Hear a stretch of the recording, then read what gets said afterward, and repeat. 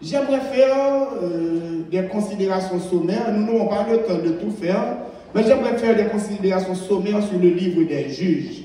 Parce que pour bien comprendre le chapitre 11, il faut comprendre le livre des juges.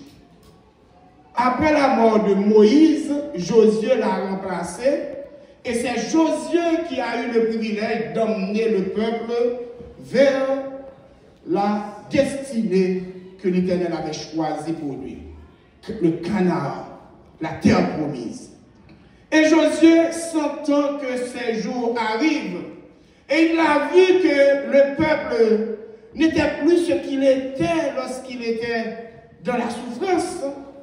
Et il a dit au peuple, dans Josué 24, il a dit au peuple, si vous ne voulez pas servir l'Éternel, choisissez qui vous voulez servir. Moi et ma maison, nous servirons l'Éternel. Et dans Josué 24, verset 24, le peuple s'est engagé à suivre l'Éternel fidèlement. Malheureusement, le peuple a failli à cette promesse. Et dans toute l'histoire des juges, le livre des juges, c'est le livre qui fait pendant au livre de Josué. Parce que le livre de Josué, c'est le premier des 12 livres historiques de la Bible. Et le livre des juges, c'est le deuxième. C'est le deuxième. Donc nous avons 12 livres historiques. Merci, pasteur. Nous avons 12 livres historiques. C'est Josué, Juge, Ruth, 1 Samuel, 2 Samuel, 1 Roi, 2 Rois, 1 Chronique, 2 Chroniques. Et puis Osias et Néhémie et Esther. Donc, tous ces livres parlent de l'histoire du peuple d'Israël. Mais le livre des juges, c'est un livre particulier. Parce que dans le livre des juges, chaque fois que le peuple désobéit, il tombe sous les mains de ses ennemis. Et chaque fois qu'il prend conscience qu'il revient à l'Éternel, l'Éternel suscite des héros pour l'aider à sortir des mains de ses ennemis. Et à chaque fois qu'il demande à l'Éternel pardon, l'Éternel nous pardonne. Mais la Bible nous dit dans le livre des juges, à 7 reprises, le peuple fait ce qui déplaît à l'Éternel. Et l'Éternel a décidé de punir le peuple. Et 7 fois, le peuple a demandé pardon. 7 fois, l'Éternel a délivré le peuple. Malgré tout, le peuple continuait à vautrer dans le péché, à faire des idoles. Dans la première fois que le peuple s'est enlisé dans le péché, si vous avez votre Bible avec vous, vous pouvez noter, c'est en Juge 2, verset 14. Il les a livrés entre les mains des pillards. En Juge 3, c'est la deuxième, verset 8, il l'a livré entre les mains du roi de Syrie. En Juge 3, verset 14, il l'a livré entre les mains du roi de Moab, donc les Moabites. En Juge 4, verset 2, il l'a livré entre les mains du roi de Canaan qui s'appelait Jabin.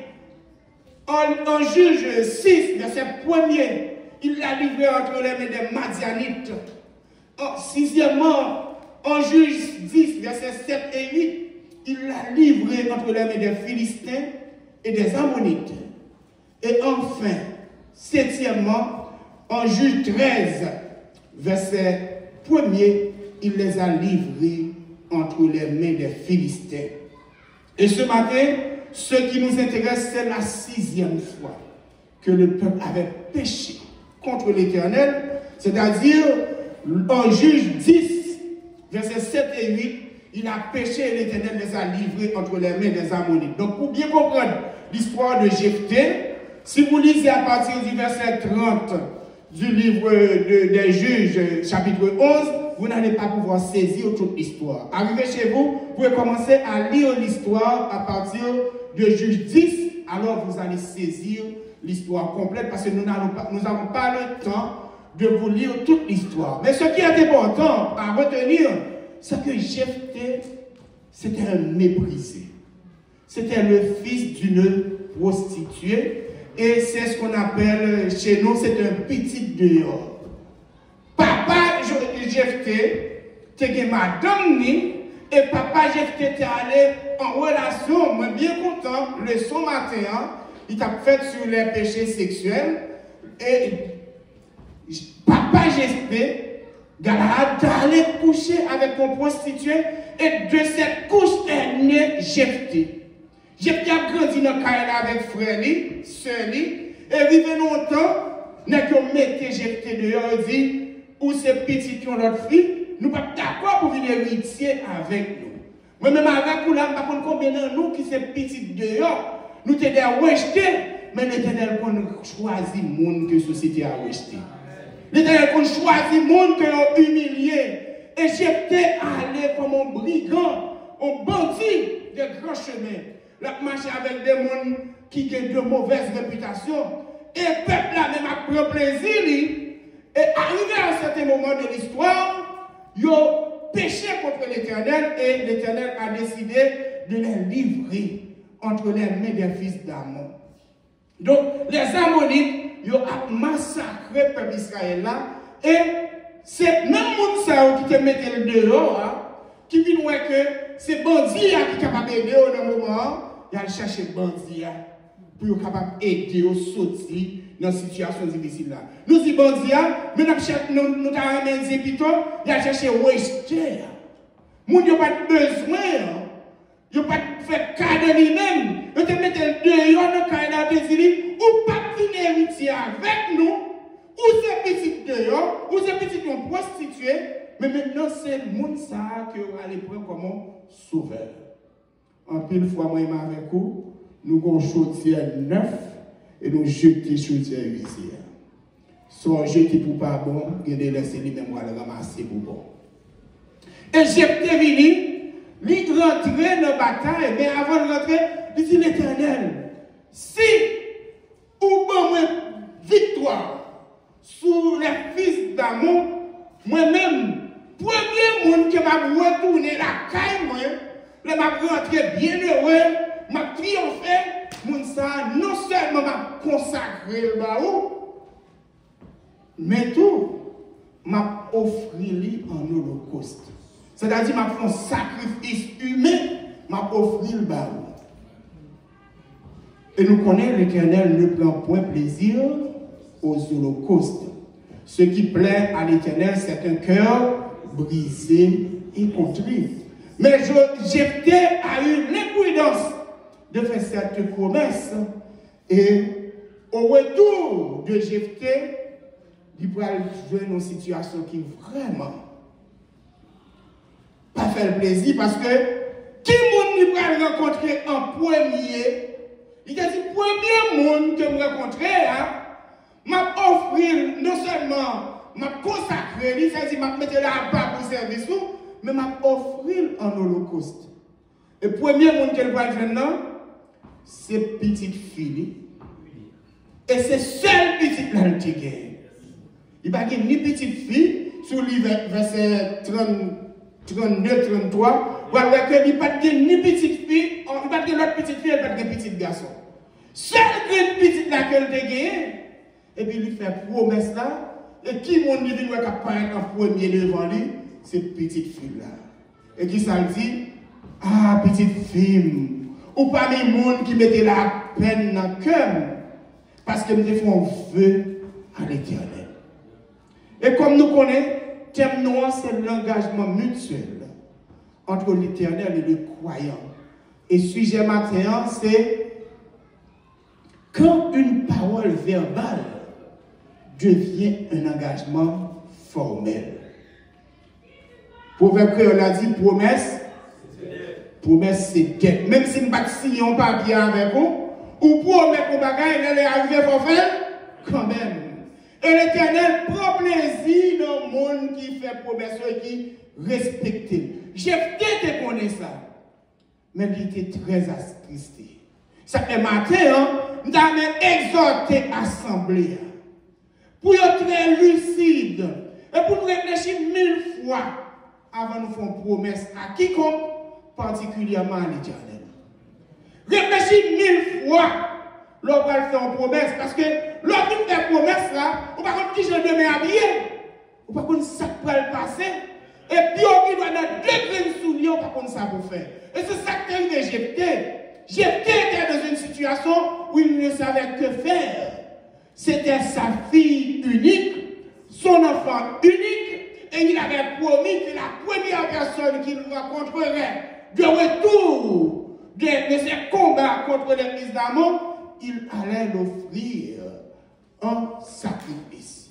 Celui qui fait un vœu verbalement ou non à l'Éternel s'engage à le respecter formellement, car une fois le vœu prononcé, il devient un engagement formel, difficile et même impossible pour lui de s'en départir. Donc, lorsqu'il fait un vœu, il faut qu'on batte pour aller jusqu'au bout. Alors, pour qu'il soit même avec, en tant que croyant, nous devons être lucides. Nous devons réfléchir 1000 fois avant de faire un vœu à quiconque, particulièrement à l'Éternel. Message matin, il te gagne 2 points là-dedans, et chaque point, il te gagne 3 sous-points. Parce que nous avons un côté positif, lorsqu'on fait une promesse, et côté négatif, lorsqu'on fait une promesse. Même nous sommes forts que nous avons mais je dis que nous-mêmes, en tant que chrétiens, quelle que soit la décision à prendre, il faut nous faire avec lucidité. Quel que soit ce qu'on va faire, si vous faites ici, après on va réfléchir, et peut-être il dira trop tard. Car il est dit dans la Bible que Jésus, je ne sais pas si vous l'avez, il est un piège pour l'homme de prendre à la légère un engagement sacré et de ne réfléchir qu'après avoir fait un vœu. Il est un piège pour l'homme, il est un piège pour la femme de prendre à la légère un engagement sacré. Donc, mes frères, mes sœurs, chers amis, il y a quelques raisons, certaines raisons pour lesquelles le croyant lucide devrait réfléchir 1000 fois avant de prononcer un vœu, surtout quand il s'agit d'un vœu imprudent, fait à l'Éternel, comme ce fut le cas pour le juge Jephthé. Gagner, nous avons 3 circonstances, ou bien 3 raisons. Ou pas de faire des vœux de manière imprudente. 3 raisons pas de faire des vœux à la légère. La première raison, c'est que l'avenir est incertain et toi, tu ne maîtrises pas l'avenir. Pas de monde qui connaît 9 minutes après là, ça va passer. Dans ce semaine, il y a un avion américain qui a volé et puis un hélicoptère l'armée américaine qui a volé. Il y a un paquet d'athlètes patinage qui étaient dans l'avion américain qui pourraient aller dans le tournoi. L'hélicoptère a volé, qui était trajectoire, là, il a frappé l'avion, il est tombé dans une rivière glaciale. Même Koyo, il est difficile de jouer parce que Koyo est en tournée de glace. Et mon sang t'a parlé, il t'a parlé au côté, il t'a parlé plaisir parce que c'est des athlètes. Et militaire, ça c'est militaire qui fait exercice parce que c'est des gens qui doivent toujours sur la base sur relais pour y aller dans le combat pour être capable de prêt.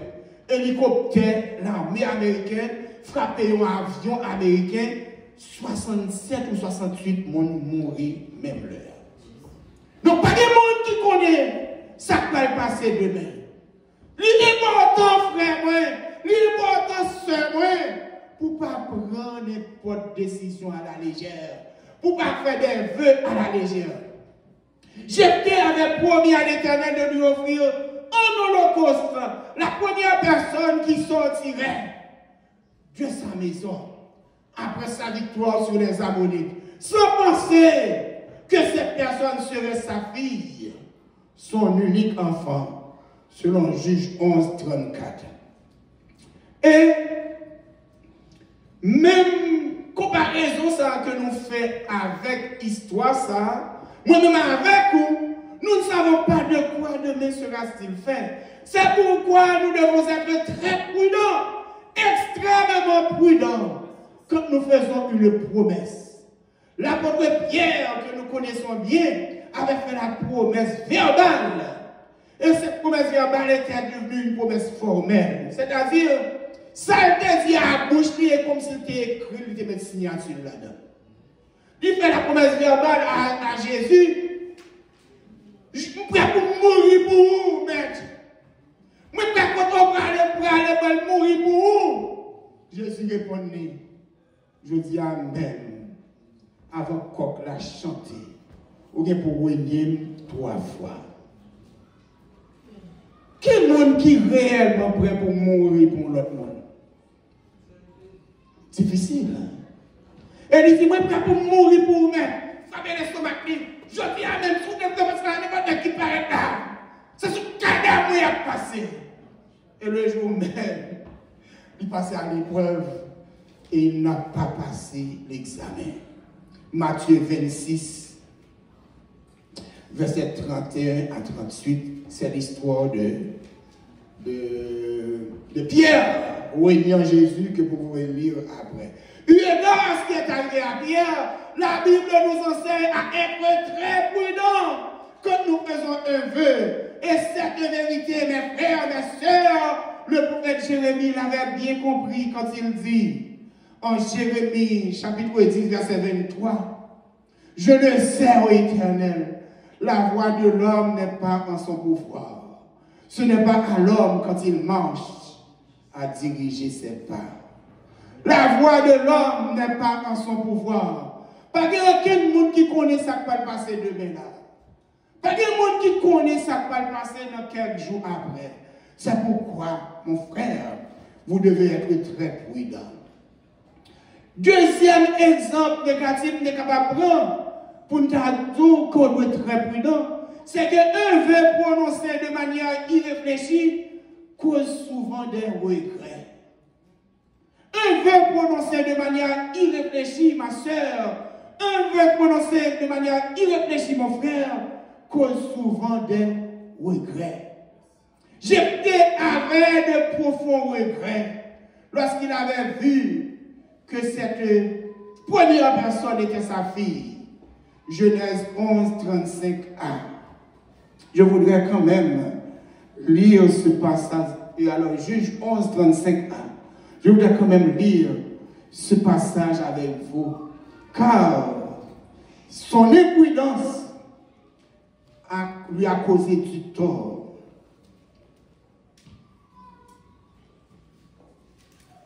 Juge 11, 35. Dès qu'il l'a vu, il déchira ses vêtements. Dès qu'il l'a vu, merci, il déchira ses vêtements et dit, ah ma fille, tu me jettes dans l'abattement, tu es au nombre de ceux qui me troublent. J'ai peut-être un regret, mais c'était déjà trop tard. Trop tard dans un monde trop vieux. Ah, les regrets de Jephthé étaient grands. Et ce fut le cas également pour le roi Assyrus. Assyrus a fait gros fête. Il dit que tout prince dans le royaume dans ville la fête. Et puis il est tellement content, bois qui a coulé. Il dit, allez madame pour moi, chérie, viens passer devant mon Dieu là pour voir j'ai une belle femme.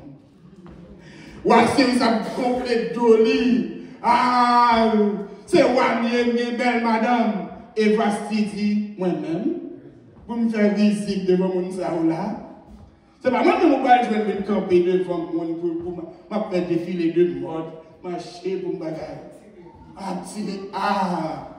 Regardez, et puis le prince là, le prince dit,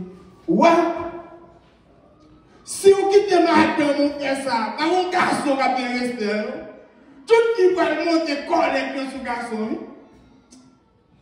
Ça nous dit à oui. Pas qu'il garçon qui a bien respect devant mesdames, mais tout le monde qui dit ça à madame, ah ouais. Ou après colère, il répète madame. Mais après ça, on a plongé dans une profonde tristesse. Pas tout conseil mon barreau pour prendre. Il y a des conseils mon barreau pour mettre que nous dit. Zami bon conseil. Acheter choix plein dans saison de pluie, mais là dans sécheresse, il pas d'eau occupé. Tout nèg yo qui madame yo bon côté yo et sérieux lui-même célibataire. Ouah, célibataire. Donc, moi je dis nous savons dame, on a dit qu'on doit résoudre le problème, vous entendez? Monsieur, on a dit qu'on a madame nous résoudre le problème, vous entendez? Résoudre le problème parce que si vous faites y aller ou bien vous faites nèg la aller, bien aimé a une prière avec vous. Il y a une prière avec vous, il y a une dit que gros coup d'alléluia dans la caillou. Mais après ça, c'est une mazori avec la caillou. Ou fait parler, ou mort désolé. Tout ça pour nous avons besoin là. Pas bon par là, mais c'est les pas bon par là, quand c'est pas bon. N'est-ce pas tout? Quittez comme ça, non? Quitte un examen. Ça m'a dit, je vais dans l'église. Et il y a des gens qui quittent. C'est pas la bateau qui te ramasser. Donc, assez oui, c'est nos situations. Quand quelqu'un dit, nous ne pouvons pas dire respect devant madame, nous. Mais nous-mêmes, si nous ne pas faire un bagage, nous tous pouvons tomber dans l'eau. Et puis, on va tomber dans l'eau pour compter. Esther, chapitre 1er, verset 10 à 22. Esther chapitre 2, verset 1er. Ou à lire la caillou, ou à saisir l'histoire là. Et ou à, surtout dans le verset 1er, chapitre 2, verset 1er, nous avons même trop tristesse. Esther chapitre 2, verset 1er. Esther 2. Après ces choses, lorsque la colère du roi Assuérus se fut calmée, il pensa à Vasti, à ce qu'elle avait fait et à la décision qui avait été prise à son sujet. Ouah, vin triste. Parce que colère a passé, mais après colère, il faut faire bilan. Est-ce que nous devrions arriver jusque-là? Ne pourrions-nous pas recoudre les morceaux? Petit toi qui a un problème, non? Ou mettez le dehors. Et puis demain matin, ou regardez le carbone de qu'on coucher. Ou il y a un problème. Ou il y a un problème à papa. Ou choisir quitter Kaila. C'est lors d'une situation difficile, vous tournez enfant prodigue, ou connaître papa ou t'es bon pour. Donc, mon frère, ma soeur, quelle que soit la situation qu'on ait, cherchez à résoudre le problème, non? Pas prendre mauvais conseil dans le monde, parce que rapide, on n'a pas de conseil. Mais lors d'une situation difficile, là, lorsque corps demande au règlement, ou pour qu'on tourne la zone, ou qu'on continue de mettre des pieds haut, on connaît, si il y a des gens comme ça là. Mais il y a des gens qui ne pas dormir sur le cabane, non, qui dorment à mon côté. Je ne vais pas suivre mon regard. Il y a des gens qui ne pas dormir sur le cabane.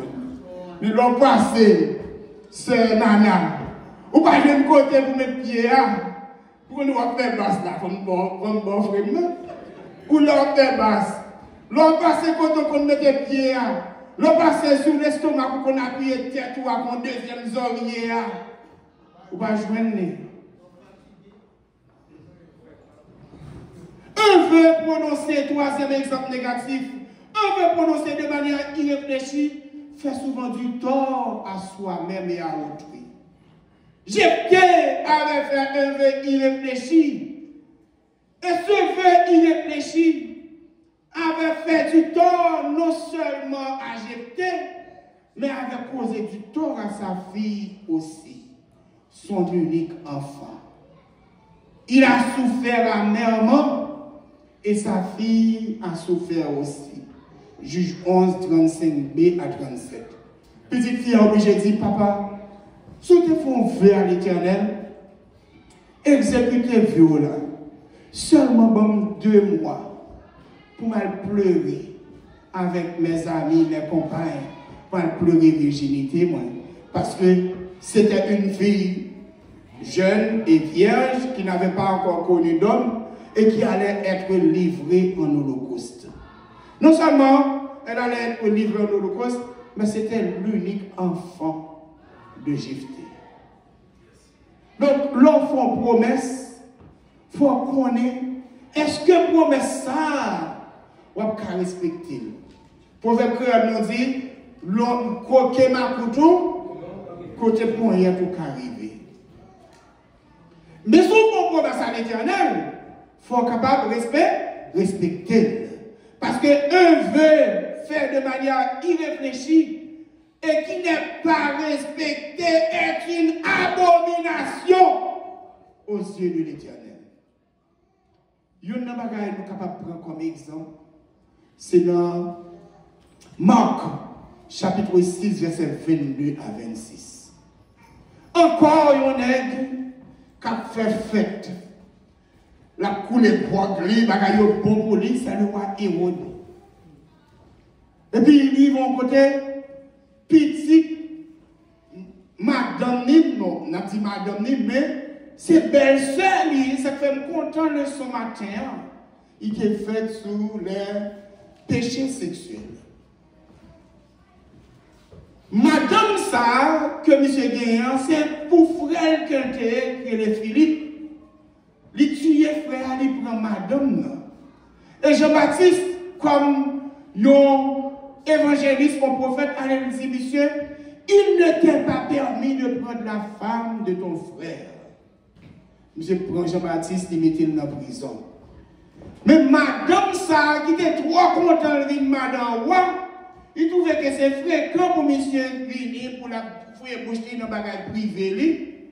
Et puis, une petite fille a venu danser. Il dansait pour voir. Ouah, tellement content, il dit, madame sauve ma baouli. Même si madame moitié royaume dans ma baouli. Et ouah, une petite fille apparaît, elle dit, maman, mais bon, me dit, moi, n'importe ça mandel, ma blague maman. Et puis, madame, non, comme une méchante femme, une perfide, il dit, elle demande la tête de Jean-Baptiste. Donc, le roi n'avait pas réfléchi assez. Comment dire à une jeune adolescente qui ne sait pas encore réfléchir, tout ce que tu me demanderas, je vais te le donner. Et lui-même, après ça, Hérode dans une situation difficile, mais ce qu'il avait dit verbalement était devenu un engagement formel. C'est comme si le roi était signé un décret. Parce qu'il fait promesse devant tout le monde. Il dit que n'importe quoi mandem, la lettre pour dire même si on demande moitié dans le royaume, m'a baouli. Et la fille, dans son innocence, a été voir sa mère, et sa mère lui dit, demande-lui la tête de Jean-Baptiste. Ouah, pas de tuer Jean-Baptiste. Mais il était gagné les mains et les pieds liés par sa parole. Parce que la Bible nous dit, par ta parole, tu seras jugé. Également par ta parole, tu seras condamné. Donc, nous devons être prudents, mes frères, quand nous faisons une promesse, et c'est une promesse à l'Éternel. Ce n'est pas seulement des exemples négatifs nous gagnons comme promesse. Nous gagnons également, mes frères, des exemples positifs. Parce que quand nous faisons des vœux, nous pouvons faire des vœux qui sont accomplissables.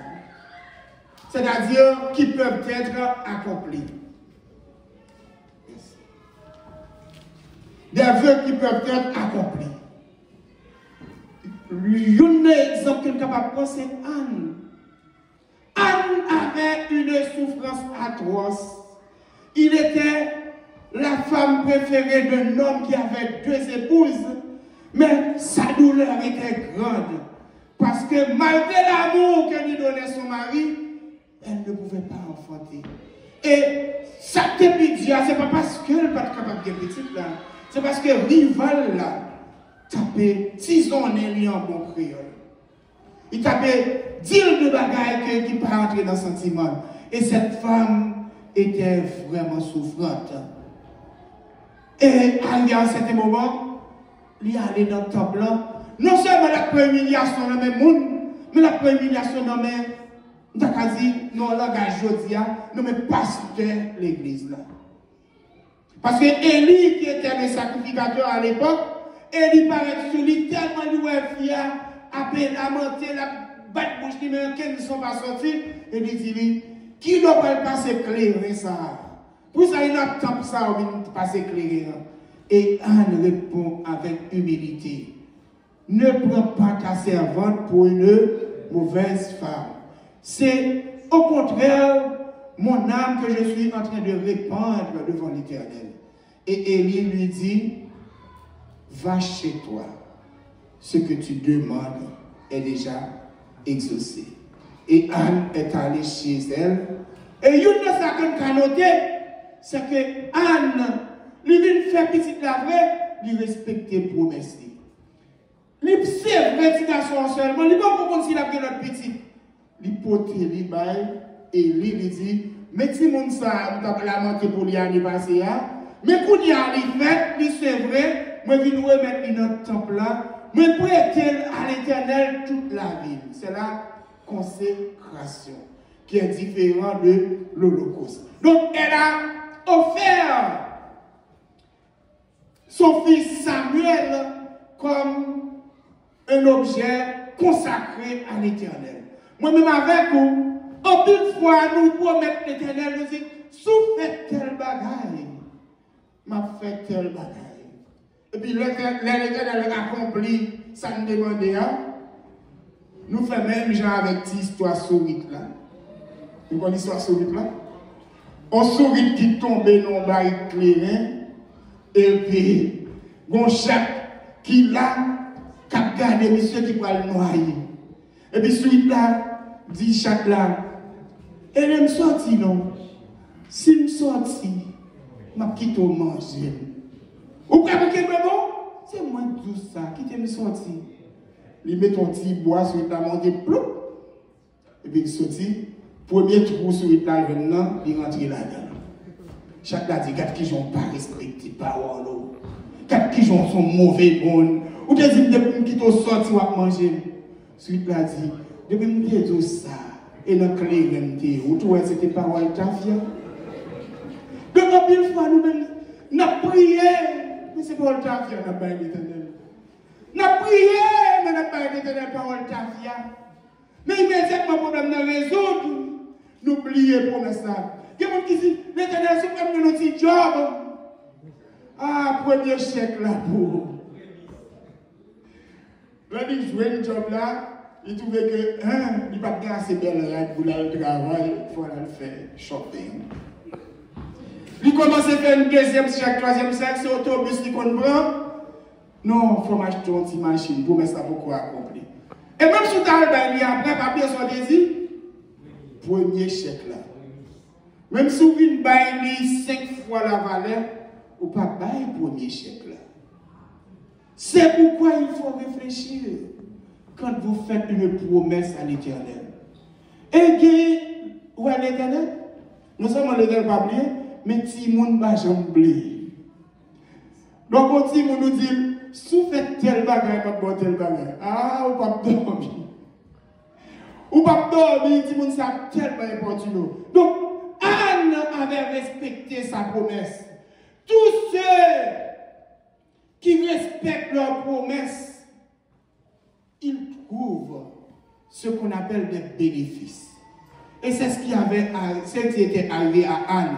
En 1 Samuel 2, verset 5, la Bible nous dit, ceux qui étaient rassasiés se louent pour du pain.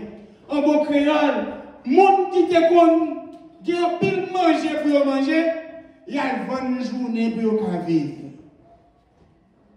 Deuxièmement, et ceux qui étaient affamés se reposent.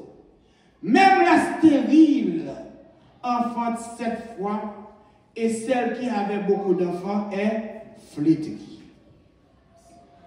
1 Samuel 2, verset 5. Donc, dans le passage ça, la Bible dit nous que non seulement Anne devine Samuel lui offrir à l'Éternel, mais l'Éternel, la Bible dit nous, elle a enfanté combien de fois? 7 fois. Ça veut dire que 6 nouveaux petits remplacent Samuel que le Tébaï là. Pas qu'on est nous-mêmes qui soit chercher la caille l'Éternel. Pas qu'on soit chercher. C'est vrai qu'on fait des promesses. Ou de réfléchir, on fait des promesses. Mais l'on fait promesses, il faut qu'on accomplisse. Non seulement Anne qui fait promesse, et Anne non seulement fait promesse, mais l'Éternel compte pas, c'est qu'on des fois, c'est pas pour faire promesse, mais l'Éternel mando yon bagay. L'Éternel compte mando ça qui est important pour vous. Par contre, à qui niveau engagé dans le travail de l'Éternel là, si c'est ton qui préfère pour l'Éternel mando temps, par contre, qui soit prêt pour faire. Si c'est talent qui précieux pour l'Éternel mando talent, par contre, qui soit prêt pour faire. Si c'est comme dans poche qui précieux pour vous, l'Éternel mando comme là, par contre, qui soit prêt pour faire. Mais bon homme qui te combat très précieux pour lui. L'Éternel te demande de lui, il est prêt pour te bailler l'Éternel. Et cet homme s'appelle Abraham. Imaginez un homme que l'Éternel a appelé à 75 ans et lui a fait la promesse qu'il ferait de lui le père d'une multitude de nations. Donc ça arrête 25 ans avant que lui ait petit ça. Et puis on s'avait une fête, l'Éternel dit lui, pour offrir bon moins un sacrifice. Et puis comme si l'Éternel dit et comme si on dit malin, la fouille on dit bois là-dedans. Il dit, donne-moi ton fils, ton unique Dieu, celui que tu aimes, toi. Bon, mon petit toi, seul petit toi, ça qu'on remet en pile là. Mais Abraham n'avait pas fait la sourde oreille. Abraham était d'accord. Parfois, mes frères, mes sœurs, l'Éternel nous demande quelque chose. Ce n'est pas qu'il veut ce qu'il nous demande. C'est pour nous éprouver. En pile fois même avec vous, l'Éternel demande nos bagages et nous pas passer examen. Si après, on a réalisé que c'est ton examen, nous pas passer. En Genèse 22, verset 1er à 14, Abraham passe l'examen. Parce qu'Abraham allait côté l'Éternel, l'Éternel dit, allez, ou marcher. Côté moi va dire là, c'est là va l'offrir à Isaac comme un sacrifice. Imaginez une fille qui d'abord à 50 ans, Marie joue une promesse que la bien petite. Il vient de petite là à 75 ans. Et à 75 ans, la petite a commencé à adolescent, le grand garçon. Pour papa, ça, pour un petit là, il va l'offrir l'Éternel. Qui j'ose entrer et faire ça à pied. Mais Abraham choisit pas dire madame ça. En passant, m'a dit, il y a des bagailles que l'Éternel a avec pour ça avant la brique.